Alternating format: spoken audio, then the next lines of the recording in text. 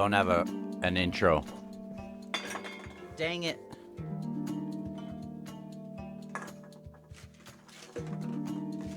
My room has become such a mess. Anyway, here are the 23 or so books that I brought for this list.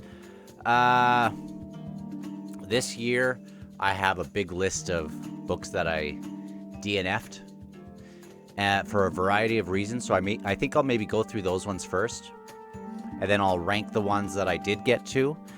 A lot of the reason why I DNF'd some of these books was because I knew I wouldn't have time in the moment to continue on with the series, and I thought, let me hold off on this until I get more time to continue on, because I'm a little bit of a numbskull where I can't juggle a whole bunch of series. I'm already so terrible with names, so that if I go into a new thing, it's like, so going through Malazan was a little bit tricky, as much as I love it. So let me go through some of these, and I think I have about 25. There were some history books and things that I didn't include. I went to that. I read a lot of short stories that I didn't include. Wrote a couple things. I keep circling around this one thing that I keep kind of developing and writing notes on and practicing little chapters and scenes, realizing that I'm not, it's going to take a lot of skill to get that going. So I've been trying to kind of improve the craft, I guess, as I kind of work on some other peripheral things and keep kind of coming back and trying my hand again. So anyway, here are some DNFs. And again, let me qualify it that just because you see it on a DNF doesn't mean that I didn't like the book. It means that, it can mean a variety of things. Now, this first one, Return of the Crimson God, that's not right. Return of the Crimson Guard might be the book I have given up on the most in the first chapter. I've started it like 8 times. And every time I do it, I think, I trick myself into thinking that I should just keep going on with it. But then I run into names right away, like, who the heck was this guy's name? Dang it. Well, I don't want to waste your time with it, but there are so, like, Danuth. I'm like, oh crap, what does that even mean? And I keep thinking, well, I just got to go through the main series again before I get to that. Other peripheral things will be on its way. So excited to get to it, but every time I go through, I feel like I'm shortchanging myself because like I just, I'm just not quite there on the Malazan lore, even though I've been through the whole 10 books. There's just so much that I want to get really solidified before I really get into some of this other stuff. But really, really love the series. Way of Kings, I started that again. I've read the first 2 books a few years ago, maybe a couple years ago. Really loved this first one. The second one, the Words of Radiance, I loved, but I didn't especially like the ending, which, blows people's minds. I just didn't like where it was going, and I thought, well, I'll just put it aside until maybe the 5th one comes out. And now that everyone is hyped up and reading it, I started it again a while back, and then I thought, well, but I've read this. I want to read something else. So that's the reason for that. But now that the 5th book is out, I think I'll plow through it at some point. Grace of Kings, one of those ones where I was a couple chapters in and thought, oh shoot, this series is going to be freaking awesome. Let me finish some of my other series, and then I'll get back to this one. And I can't wait to do that. Again, like some of these DNFs, I'm so excited for, and I do love them so far. Memories of Ice. This is a reread right in the middle, right in like my favorite part of the book. And I just got sidetracked with other things. Like I've had so many projects this fall that have nothing to do with books that have really just, you have to be in the right reading mindset sometimes. At least I do. And my default isn't to just sit down and read a book if I'm really busy on other things. So can't wait to finish that and keep going with my Malazan reread. Wool was another one that I really liked. so far. I wasn't super far into it. I was 80 pages into it. Really liked it, and then again, I left it for a while, and I was working on some other things. I think it was summertime maybe, but I can't remember. And I just, if I don't keep reading it, I lose track, and I have to start again. Uh, Time of Courage. This is the third book in the of Blood and Bone. I loved every bit of The Faithful and the Fallen, the first books of John Gwynne. You'll see the first two books in the series, but then in this one, I kind of just bounced out, and I don't know if I'll ever finish this series, but we'll see. Um, Decided to go to a new John Gwynne book. Just think, well, maybe I don't love that one. Maybe I'll go to this one. Started great. Around midpoint, I just DNF'd it. I don't know. Loved the first series, but I don't know. Just gotten cold with John Gwynne a little bit. Shogun, flippin' loved it, and I don't know what it was. I think I decided I could read two books at once. And then I just got captured with the other one. And then by the time I got back, all these Japanese names, I forgot kind of who was who. And I just got to start again. So those are my DNFs. Really, I'll probably get to most of those. Like even the John Gwynne ones that I got kind of cold on, I'm sure I'll get back to those too. But yeah. So here are the ones that I loved. And the thing is, like it's not like I'm reading 100 books a year. Like last year, I think I was more like 60 or something. In this list here, I think there's only about 25 or so, but I really liked almost all of them, right? Like all of them were like great, or at least I really, really liked them. Okay. So the one I liked maybe the least was Old Man's War. Thought it was fine. I liked the premise of it, and I liked the opening maybe 100 pages, and then I just didn't love the execution for the last part of the book. But I thought it was a great kind of sci-fi, right? I don't want to go into all the premises of that, but basically, I suppose the premise would be that we have this intergalactic sort of space force.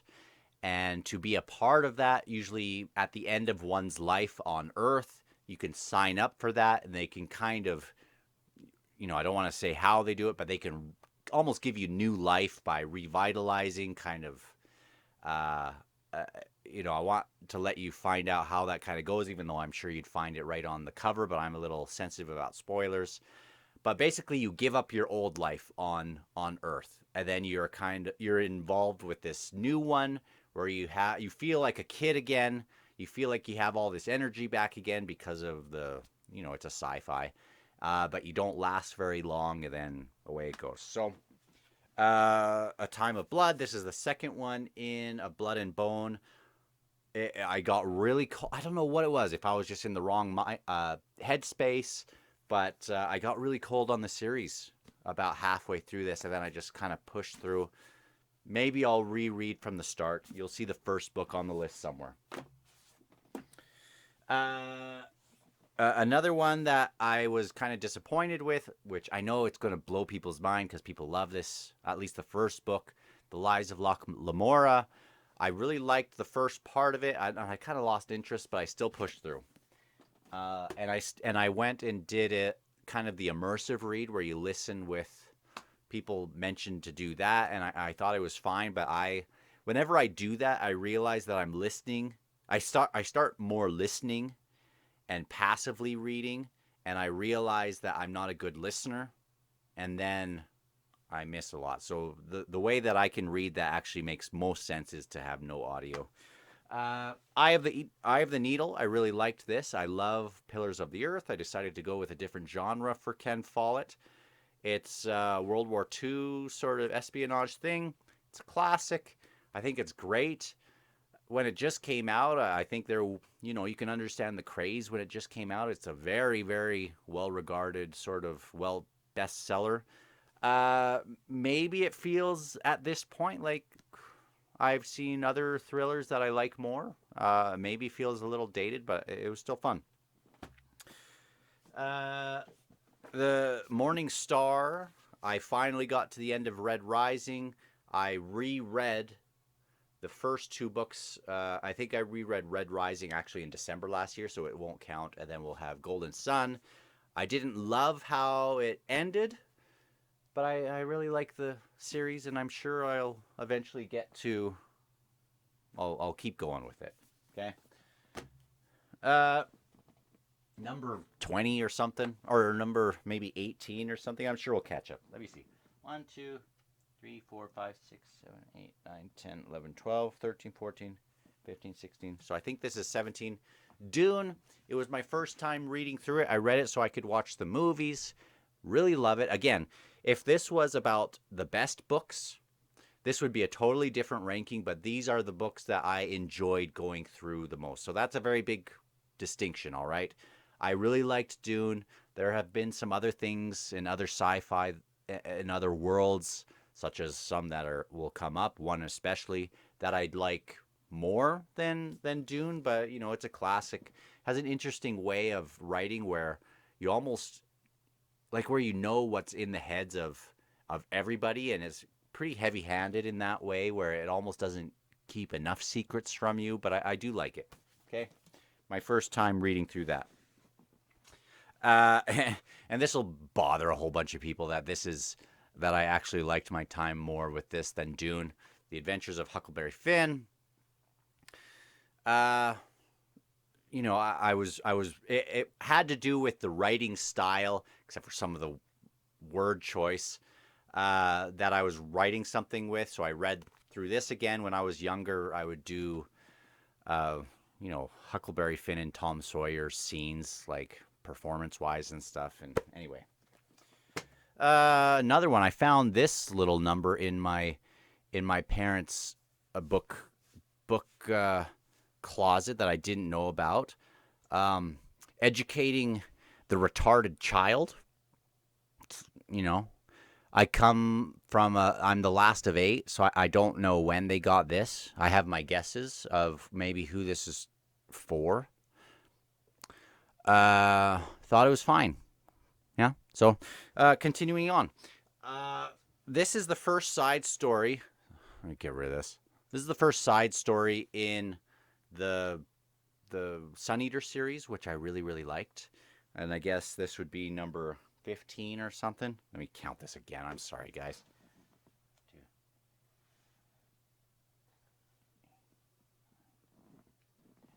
12, 13, 14, 15. The Lesser Devil. I really liked all these books coming up from here on, but then we'll have some specific standouts. I reread the first book in the series, Empire of Silence, which you'll see further down the list, or further up the list, however you look at this. And then I was glad to get a little side story, which I thought was great. It kind of reminded me in some ways, even though it's a very different type of story, of one of the side stories in Hyperion, which I think if you've read that and you've read this, you would maybe know which. But it has the story of Crispin, which is a brother of Hadrian Marlowe, which the main story kind of goes with Hadrian, and then this is with Crispin. I'm actually really excited to get to the next one. This was also a reread, The Prophet of Adan. I had it on my list last year. I started reading the third book, and it was the same sort of thing where I was like, oh shoot, there are things that have, I just don't remember. So I'll get to the third book. I'll get to the third book eventually, but I had to reread this again, and I liked it again. So, Howling Dark, number 2 in the Sun Eater series. Really, really liked elements of it. Some stuff didn't land with me as much as things that were in the first book and in the third book, but I can see why it is some people's favorite book in the series, and I really, really liked it.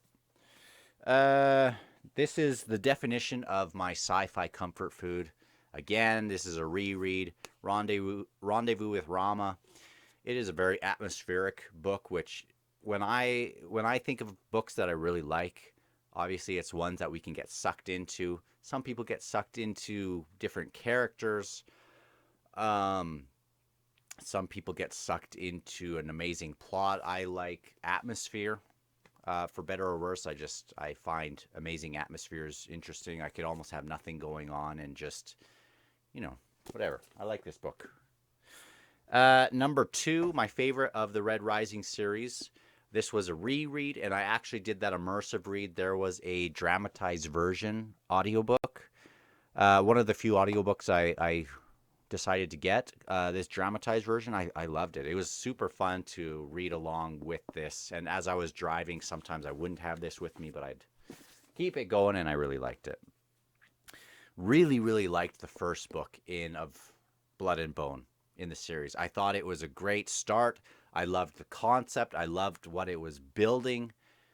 And I kind of disliked some of the villains in the second book, and that kind of turned me off. Some of the choices, I don't know. The story just lost me, but I liked the premise of the first one. Even if I didn't love the ending of this first book, and I thought, well, he'll retcon some of this, but he just didn't. So some people love it though, just wasn't for me. Another book that is all atmosphere and almost nothing else. Titus Groan, the first of the Gormenghast trilogy. This is one of those books that I could just have with me forever. I'm sure I'll read this several times in my life, just because it's such a masterwork in building atmosphere. There is also this YouTube. I don't think he's a professional, but it sounds professional. He did his own dramatized version of this, and you can find it on YouTube. Amazing, and I love this book. I'm sure I'll read it several times. I don't have this because it was on my Kindle. Bastion by Phil Tucker, I think. Paul Tucker, I think Phil Tucker. Amazing. Can't wait to get to the next one. It's I think it's an indie published one, maybe just on like Amazon. I'm not totally sure. It's one of these progression fantasies where this devil guy or whatever. I mean, he's not a devil guy, but they're all in hell, and they kind of reincarnate. And you can kind of they get to a certain level, and people know about them, and when they kind of reincarnate, they kind of hear what their level got to and sort of thing. And it has this school aspect of it. It has this leveling up sort of thing. It has this gauntlet sort of thing that is fun. And again, I thought it was really fun. There were elements of the book I didn't like, which was actually the progression parts of like what it entails with like mana is a thing. And it's almost like in a video game, if you were going out doing these fetch quests, it's just something you have to do to level up. Like, I don't want to read about that stuff, so I was kind of going, scanning through a lot of that, and because those kind of things were quite boring. So, but I did like the ending. I can't wait to get to the rest. This was a reread, Empire of Silence. Really like it. I can't wait to get to the rest. I've only done 3. And actually, I guess Kingdom of Silence would also be a DNF so far, just because I got sidetracked and I thought, well, I just got to give this its proper due and read it when I have time. How many left? 1, 2, 3, 4, 5, 6, 7. So I guess my number 7 would be Demon in White. Number 3 in the Sun Eater series. Like, what can I say? It was so good. For the first maybe this much right here, the first probably 80%, I was thinking this could be like my favorite book ever. And then I realized that even though I love sci-fi, there's something about something that some of these sci-fi epics do that just loses me with the climax. I don't know. So it just didn't hit for me as much. But there are some, like for the actual battle sort of sequence, didn't like I found it to be a slog to read through. But then by the end, realizing some of the things that it has set up, I'm still hooked. Can't wait to keep going on.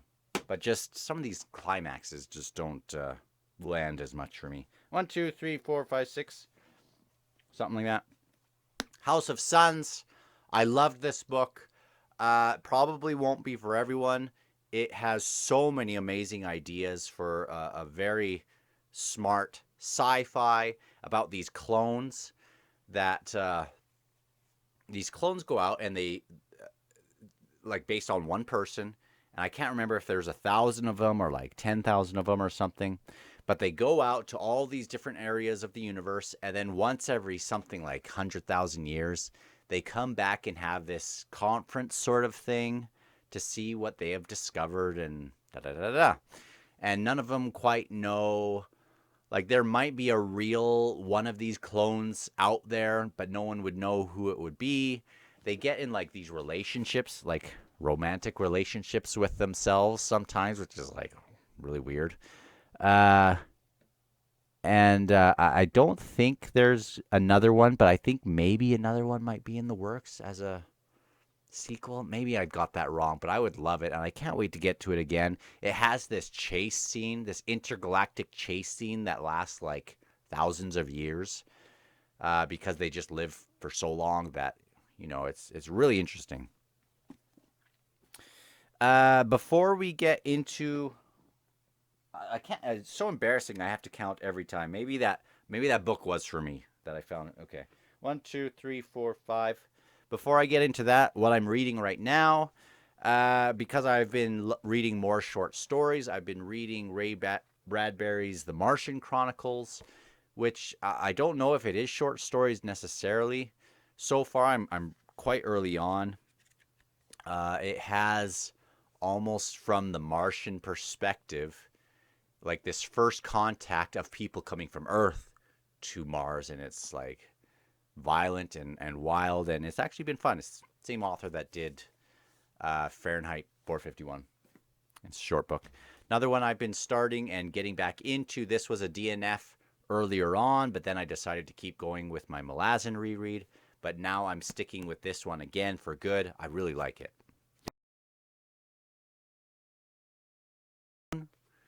Top 5 book of the year so far. I loved it even the second time through. Loved it even more the second time through because I love these characters. But when you go back into it, you finally feel like you can capture everything, and you can see the stuff that is being set up for later books. I love these characters. If I had a series to just binge on for the rest of my life, if I could choose maybe 3 series, it would the whole expanse of the Malazan world is something I would definitely keep with me. Love that book. Anytime you read, or anytime I read The Count of Monte Cristo, it's going to be in my top 5 books of the year. It's probably my favorite book of all time. I keep saying it's either that or Don Quixote, but now that I've done some of these fantasy books, I don't know, but I love those two. They are near and dear. Best revenge story ever. I hate the movies, so don't judge it on the movies. I think the book is just the greatest thing ever, though. Oh, man. I'm going to topple this over. This, I could include all of these short stories with, and this is number 3, which is crazy because I've read so many awesome things. But in terms of just being glad to be back and to read about Beauculain and Corbel Broach in these different side things, and not all the stories are even like I don't know. I really got sucked into a lot of these stories more, but I just love Beauculain and Corbel Broach and Emancipor Reese.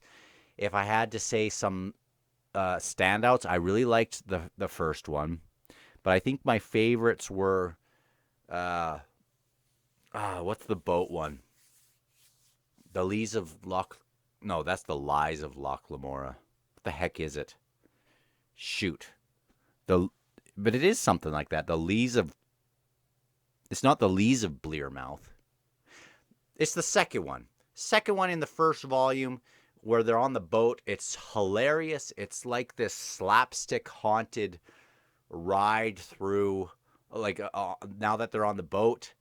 It's hilarious. And then the Cracked Pot Trail, which I think is the longest one, I think is just a masterclass of, I don't know if it's satire or it just has such a thing that is being said, which is this balance between an artist who is trying to entertain people and the ravenous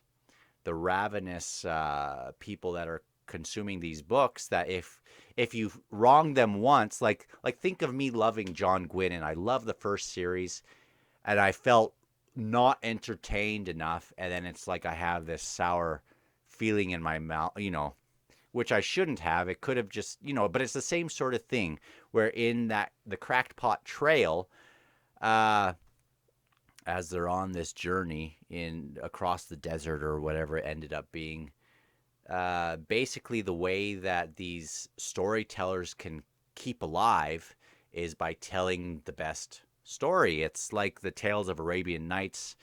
It keeps them alive for another day if they have the best story, and if you don't have the best story, you get cannibalized and whatever. And I love it. I think it's so clever. My two favorite books. I wasn't sure which ones to do because one is a reread and one was a brand new one. But I landed on this. My second favorite book, I think, of the year was The Book That Wouldn't Burn. I do want to get to the second one, but I decided I'm going to wait until the third one, and then I'm going to reread this one, go to the second one, go to the third one.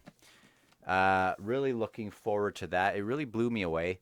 Another one where it had the good balance of mystery and atmosphere, like this library that I love the idea of a never-ending library, which we've seen in a number of places. Again, it kind of has some of the vibe of, I like when people do in books the idea of, what is it? Like kind of like a Neverland sort of thing, not in the sense that it's a fairy tale, but a place that you can't really escape. And it has some of that, or a big place that people spend a lot of time in, and you just can't ever see the end of it. It's like this infinite thing that you'll never see the end of. Same with Gormenghast with Titus Groan. It's like they live their whole lives in this castle. It's like they've never gone out, and every once in a while they'll have this little thing where they kind of interact with people outside of it, and it's just great. My favorite book, I think, last year was my reread of Dead House Gates. I think if I finish Memories of Ice, that will still end up, like if I would have finished that, I think that would have been at the top of my list. But since I finished this, I think I'm just going to love my reread more and more and more. So things that I am excited to get to, obviously, I want to go back to, I want to finish my Malazan reread. I think that's a priority. I want to get to Stormlight, so I'm caught up with that now that we're at this halfway mark, this book 5 landmark thing. I need to finish Sun Eater. That's on my mind. Red Rising can wait. I think I want to get to, obviously, the Dandelion Dynasty. I want to get to the Greenbone Saga. I want to get to maybe more Adrian Tchaikovsky. I want to get to... I can't wait for The Will of the Many, the sequel to that. I actually want to reread that before the next one comes out. Like, I often enjoy rereads more, even though there's so much to read.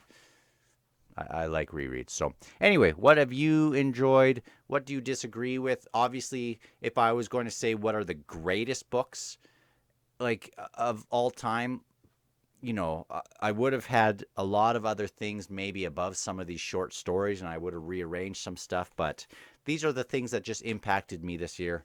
And talk to you guys later. Bye.